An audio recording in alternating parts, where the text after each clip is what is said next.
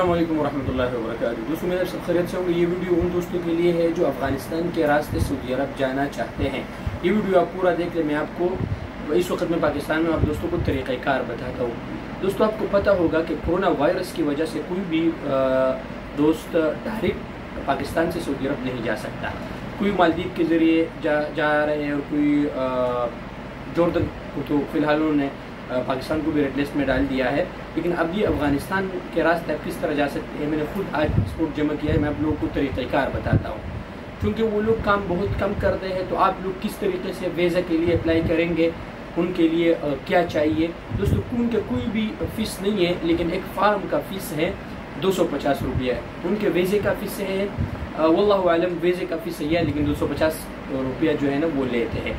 آپ نے اپنے پاسپورٹ کا فوٹو اسٹیٹ نکالنا ہے اور 2 عدد فوٹو جن کا بیک گراؤنڈ وائٹ ہونا چاہیے وہ ہونا چاہیے، اور پاسپورٹ کی جو فوٹو کاپی ہے اور شناختی کارڈ کی جو فوٹو کاپی، اس کے بیک سائڈ پہ آپ نے اپنے پاکستان کا نمبر اور سعودی عربیہ کا نمبر وہ لکھنا ہے۔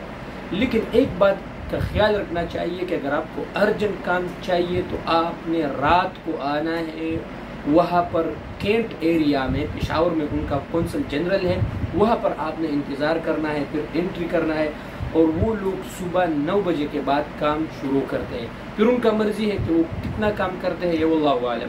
لیکن اس طریقے سے آپ آ کے ویزا اسٹیمپ کر سکتے ہیں اپنے پاسپورٹ پر، لیکن یہ ڈائریکٹ نہیں ہوتا ہے۔ اس میں کم از کم آپ لوگوں کو 8 دن دیا جائے گا۔